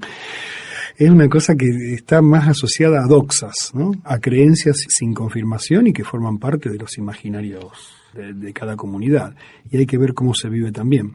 He estudiado muy poco alemán y uno está acostumbrado a escuchar el alemán de las películas que yo veía cuando era chico, las películas de los alemanes de la serie Combate, bueno, de las películas de guerra, y el alemán era una cosa rígida, etcétera. Y tuve la oportunidad el año pasado de ir invitado a trabajar en la Universidad de Göttingen y me quedé enamorado de los hablantes alemanes. ¿Qué me vienen con la dulzura del francés? Lo más dulce es el alemán. Es decir, escuchar a la comunidad entera hablando en alemán es, por lo menos para mis oídos, una maravilla. Quiero decir con esto, rompí el estereotipo de la dureza del espíritu alemán con la forma de hablar, que son, digamos, asociaciones que incluso la etimología popular trata de hacer, ¿no? Es decir, tanto en los sonidos como en los significados, siempre hay una asociación que las tendencias populares tratan de establecer, como una especie de resistencia a la arbitrariedad del signo lingüístico entre significado y significante, ¿no? Entonces, frente a una posible opacidad, la tendencia es la de la transparencia. Dado tal sonido, tal idiosincrasia. Pero me parece que no es una fórmula exacta esa. Pensaba que de los lenguajes hay muchos que son universales, el arte visual, la música, y la lengua sería casi la excepción en ese caso. Hay algo que tiene que ver con la cuestión identitaria. Ahí la lengua funcionó en la constitución de las naciones modernas como el elemento diferenciador. Una nación, un territorio, una lengua, una cultura. Entonces ahí también estamos pensando en un formato identitario muy cerrado, con estas categorías duras, digamos. Ahí hay una frontera, voy a decir, bueno, más arbitrario que una frontera, porque en ese punto hay una decisión política, una determinación por fuera de los flujos de los pueblos, digamos. Entonces, probablemente uno esté pensando en una lengua como una comunidad cerrada. Y digamos, la lengua tiene, venimos hablando de esas variaciones permanentes, flujos, es algo vivo, no es algo fijo, no es algo cristalizado. Están los casos de las zonas de fronteras, donde hay un flujo que hace que las lenguas de pronto se mezclen y hagan otra cosa. En general soy enemiga de las antítesis absolutas, ¿no? Porque también hay códigos en la imagen y también en la música hay codificaciones y hacen que también haya parcelamientos y haya grupos que no tengan nada que ver. Los que escuchan determinada música y otros en que esa música no les dice nada. No sé hasta qué punto la música es tan universal.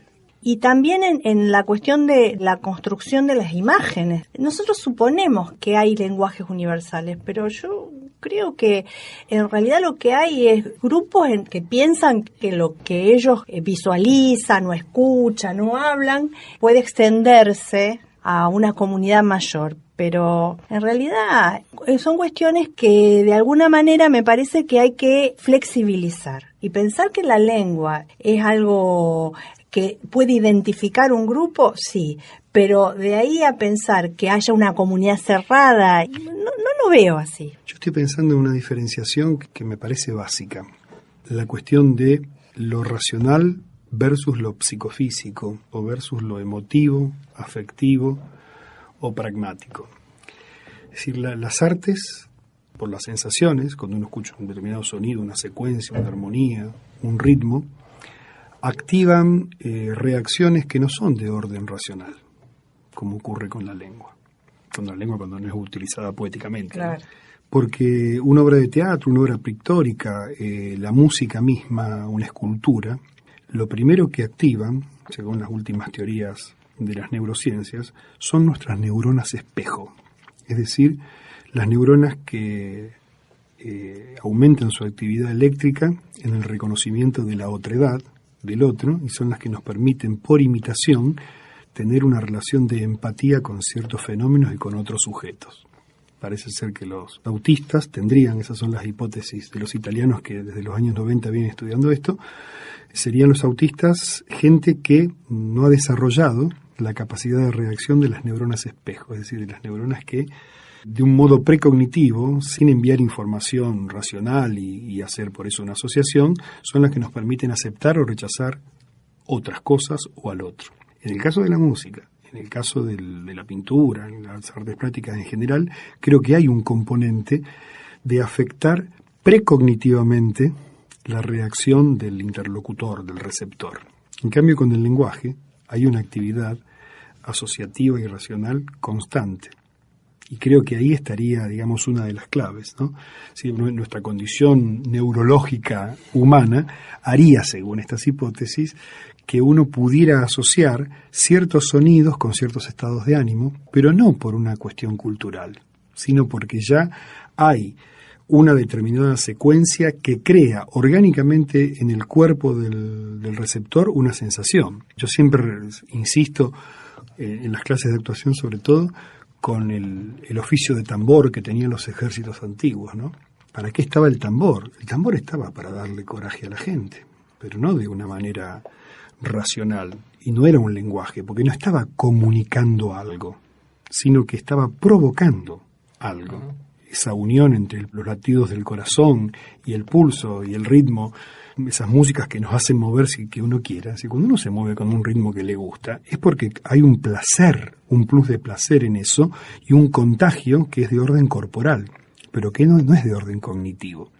Entonces, por eso creo que cuando hablamos de lenguaje, en este caso el lenguaje verbal, estamos en el orden sobre todo de lo racional, de lo intelectual, salvo, obviamente, cuando en el caso de la poesía, donde ahí ya estamos en otra dimensión, ¿no es cierto? Porque entonces la palabra ya ahí tiene, con su sonoridad y con su significado, un juego doble, triple, que hace provocar cosas que van más allá de entender algo. El caso de famoso título de un libro de poemas clásico de la vanguardia latinoamericana, Trilce. Trilce, de César Vallejo. Y todo el mundo le preguntaba, ¿pero qué significa Trilce? Y no significa más que Trilce. Y fíjate vos que es un texto que ha trascendido ampliamente las fronteras y hoy podríamos decir que es un clásico, es un texto canon, y sin embargo es un grupo de sonidos ahí que está sigue resonando. Lo que podríamos decir en primer lugar es que La actitud humana frente al lenguaje es de descubrir la entidad primigenia, semántica de las cosas. Es decir, dada una palabra, dado algo, hay que saber de dónde viene, cuál es el origen, porque pareciera ser, y esto está instalado como creencia, que el origen, lo puro, es lo que vale. Se estaría pensando en una dialéctica que va de lo puro a lo impuro, de lo correcto a lo incorrecto, del ordenado a lo desviado, ¿no? El origen y la originalidad es otro de los mitos. Volvamos con esmero al benemérito fiacún. Establecido el valor del término, pasaremos a estudiar el sujeto a quien se aplica. Ustedes recordarán haber visto, y sobre todo cuando eran muchachos, a esos robustos ganapanes de 15 años de 2 metros de altura, cara colorada como una manzana de reineta, pantalones que dejaban descubierta una media tricolor y medios sonsos y brutos. Esos muchachos eran los que en todo juego intervenían para amargar la fiesta, hasta que un chico, algún pibe bravo, los sopapeaba de lo lindo eliminándolos de la función. Bueno, estos grandotes que no hacían nada, que siempre cruzaban la calle mordiendo un pan y con gesto huido, estos largos que pasaban la mañana sentados en una esquina o en el umbral del despacho de bebidas de un almacén, fueron los primitivos fiacunes. A ellos se aplicó con singular acierto el término. Pero la fuerza de la costumbre lo hizo correr, y en pocos años el fiacún dejó de ser el muchacho grandote que termina por trabajar de carrero para entrar como calificativo de la situación de todo individuo que se siente con pereza. Y hoy el fiacún es el hombre que momentáneamente no tiene ganas de trabajar. La palabra no encuadra una actitud definitiva como la del esquenún, sino que tiene una proyección transitoria y relacionada con este otro acto. En toda oficina pública y privada, donde hay gente respetuosa de nuestro idioma y un empleado ve que su compañero bosteza, inmediatamente le pregunta: ¿estás con fiaca? Aclaración. No debe confundirse este término con el de tirarse a muerto, pues tirarse a muerto supone premeditación de no hacer algo, mientras que la fiaca excluye toda premeditación, elemento constituyente de la alevosía, según los juristas. De modo que el fiacún, al negarse a trabajar, no obra con premeditación, sino instintivamente, lo cual lo hace digno de todo respeto. Roberto Al, de Aguafuertes Porteñas, el origen de algunas palabras de nuestro léxico popular. Yo creo que hay algunas variables a toda esta situación paradójica de posmodernidad que me parece que merece atención y que tiene que ver con la tradición, con ciertas pérdidas que no tienen tampoco mucha relación con lo académico o con la tradición educativa formal en la Argentina, y que es una pérdida de palabra también, que es la capacidad del relato y de la narración en el sentido oral, que forma parte de la cultura tradicional. El narrador oral, el narrador de cuentos, el contador de historia, también forma parte de un núcleo duro de manejo de la lengua, que no tiene nada que ver con la escritura, pero que esas generaciones anteriores tenían un acceso a esos bienes que no eran bienes registrables como la escritura, pero que hacían parte de una mayor posibilidad de acceso a la cultura, ¿no? Que se ha perdido. Y aparte también tengamos en cuenta que esas generaciones han tenido una práctica de conversación. La conversación. El de partir, el conversar sin rumbo fijo. Eran también otros tiempos y había una práctica de la conversación como si fuera un arte, ¿no? Y que no tenía nada que ver con el nivel educativo. No, en absoluto. Sino que tenía que ver con una forma de articular la palabra y que estaba muy relacionada con la cultura popular y que se ha perdido. Así como se ha perdido la mesa, el tema de poder departir en familia, de hablar, en algún momento del día juntarse. Bueno, también se ha perdido esto de encontrarnos a conversar. Metonímicamente. Así se transmite también conocimiento. Sí, claro. Bueno, después está la cuestión de la escritura, que sería otro tema, pero desde el punto de vista de la oralidad, ahí hay un uso de la lengua que a mí me parece que estamos corriendo riesgo en este proceso de que se deteriore fuertemente.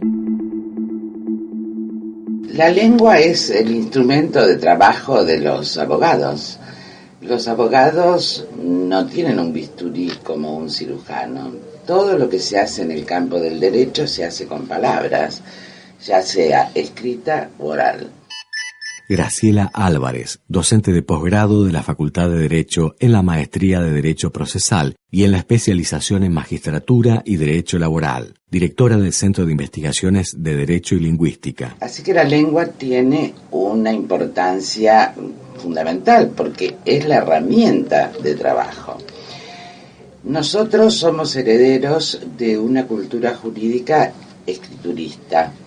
Y ahora que se da este retorno a la oralidad, porque en realidad es un retorno, ya que en Grecia y en Roma eran sociedades eminentemente orales, la oralidad en el campo jurídico ha cobrado una nueva fuerza, no solo en el área del derecho penal, sino también la oralidad ha venido para quedarse y se va a extender a las otras ramas del derecho, como hoy existe en nuestra provincia la mediación prejudicial obligatoria. Es decir, que nosotros, herederos de una cultura fuertemente escriturista, sentimos los lingüistas las demandas de los abogados con respecto a la utilización de la oralidad.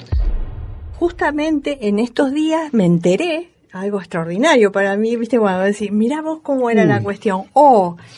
Durante la Revolución Francesa, parece ser que era una reivindicación iluminista, los procesos penales en Francia, ahí comienza la gran tradición del juicio oral. ¿Por qué? Porque aquellos que eran condenados, que la mayoría eran analfabetos, no sabía de qué lo condenaban, ni por qué, ni a qué, porque era todo un proceso escrito, y de ahí aparece esta necesidad democrática de promover los juicios orales, que nosotros ahí realmente ahora vamos a tener una ganancia extraordinaria, ¿no? Que me parece que es una cuestión que pasa por volver a pensar también la lengua. Nosotros tenemos una tendencia grafocéntrica y pensamos en general a partir de la cuestión de la escritura. Y recuperar estas tradiciones de la oralidad, en todo sentido, en la justicia, porque no es una cuestión nueva, es una tradición moderna. La cuestión de la conversación, que es una tradición ancestral. Yo pondría mucho énfasis en esa cuestión. La escritura tiene un tiempo que no es simultáneo entre la producción y la recepción por parte del destinatario. Yo, como productor de un discurso escrito, puedo hacer distintos borradores, puedo hacer un texto, irme a tomar un café y volver y decir, no, esto no me gusta, o esto lo pondría primero, o no, esto mejor lo saco. En la oralidad, ante un auditorio privilegiado que va a ser siempre para el abogado, el juez, el tribunal o el jurado, existe la simultaneidad de la presencia física entre el productor del discurso y los destinatarios de ese discurso. Y además, en la oralidad, nos jugamos con todo nuestro cuerpo, no solamente con las palabras. Entonces importa el tono de voz, importan los gestos, la mirada, las pausas, los silencios hablan. Por eso es muy distinto, y nosotros, como herederos de esa cultura escriturista, hemos perdido la espontaneidad y la experiencia de estas situaciones de exponernos oralmente. Me pasó a mí que quedé asombrada, porque todo comienza con el asombro, ¿no? Me invitaron en el marco del Festival de Poesía a una performance que hacía un poeta bilingüe, guaraní-español, trilingüe, guaraní, español y portugués, que practica un portuñol salvaje.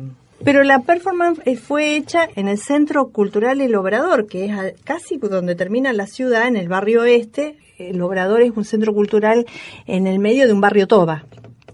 Y ahí, en esa oportunidad, invitan a los chicos del barrio a hacer una performance de rap. Y entonces, esos chicos improvisaban. Era freestyle, se llama, ¿no? Y entonces había uno que era asombroso las cosas que hacía con la lengua. Y la directora del centro me dice, recién ahora se está alfabetizando este chico. Entonces, fíjense cómo los chicos que están en el hip hop y que practican la lengua a partir del rap, que son como nuestros payadores del siglo XIX, la técnica es la misma. Tienen un trabajo con la lengua que es fantástico. Y me quedé maravillada cuando me dijeron, pero ese chico recién ahora empezó su educación formal.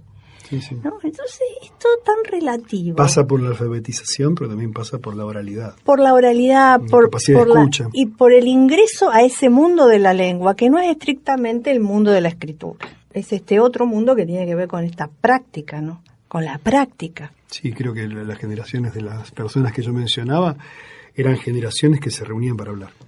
Cosas que nosotros no hacemos, ¿no? Claro. Es decir, nosotros nos reunimos para comer, pero esta gente se reunía a hablar. Y aparte, bueno, tampoco estaba el estímulo de todos los medios y las redes sociales y todo lo que implica la vida mucho más activa actual, que implicaba que hubiese mucha paz, mucha más tranquilidad, otra concepción del tiempo, otra percepción del tiempo. Y eso permitía realmente que la gente pudiera pensar. Porque claro, lo que la conversación trae aparejado es que uno piensa sin presiones. Y piensa en grupo. Claro. No piensa solo, sino que hay ida y vuelta, ¿no? Esos pensamientos van y vienen, ¿no? Una estimulación y una conversación donde lo importante no era la polémica. Es decir, no importaba vencer al adversario discursivamente, sosteniendo una idea por sobre la del otro. Claro. No quiero decir con esto que todo tiempo pasado fue mejor. Yo pienso con Spinetta que mañana es mejor. Claro. Pero creo que eran otras circunstancias. Esta época tiene otros estímulos que en el caso de la escritura la ha incrementado bastante a pesar de la síntesis y la ortografía pésima de los mensajes de texto, de WhatsApp y de Facebook. Hay mucha más gente que escribe que antes. Bueno, pero también esto es interesante, cómo los jóvenes se incorporan al mundo de la escritura a partir de la tecnología. Sí. Porque, por ejemplo, tuve la oportunidad también de asistir a la conferencia de un doctorando brasilero que estaba trabajando precisamente hip hop, pero que él era un funcionario de la Municipalidad de Río de Janeiro en la favela, y nos comentaba que los chicos ingresaron a la alfabetización a partir del mensajito de texto. Y al mismo tiempo, en el mensajito de texto hacían cualquiera con la lengua, ¿no? Escrita. Pero, de alguna manera, también la tecnología está empujando a miles de jóvenes a alfabetizarse. No, seguro. Creo que estamos asistiendo a un momento de plena transformación. Sí, ¿no? De transformación. Donde no alcanza la educación formal. Y que los que estamos en el sistema educativo ya tenemos que empezar, y más lo que estamos enseñando y formando a formadores, no alcanza con pensar estrictamente en el mundo letrado en el sentido tradicional, y que junto con la educación formal uno tiene que contemplar todos los procesos de educación fuera de lo formal, que son tan importantes como los tradicionalmente pasaban por la escuela. En la boca se dice, se equivoca, se actualiza. En las academias se cristaliza, se normaliza, se imparte. En el horno se quema, se cambia, se transmuta. En las pantallas se destruye, se reconstruye, se multiplica. En las manos se siente, se vive, se pone en funcionamiento. En el fondo de la olla se mezcla, se asienta, se enriquece, se habla, se cocina, se comunica, se consume, se regurgita, se comparte, se disfruta, vive, crece, se multiplica y no muere.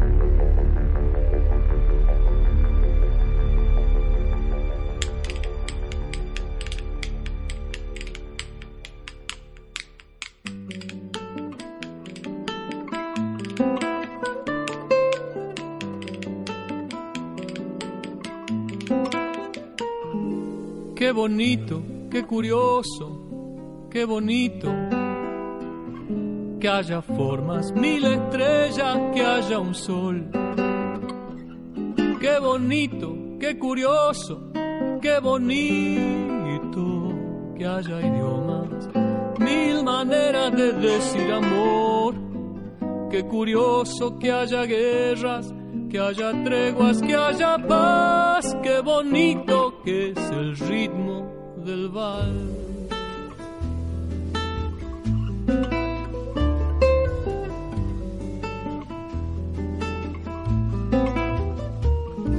Qué bonito que es el viento en tu pelo. Qué curioso que haya 5 dedos la palabra amigo y que los colores sean como son. Qué bonita es la verdad en tu boca. Qué curioso que haya un principio y un final. Qué bonita que es la luz a la mañana, ver las hojas, ver las ramas y saber que el mundo está reinventando sus antiguas maravillas, nuevos llantos, nuevas risas y este valsecito más.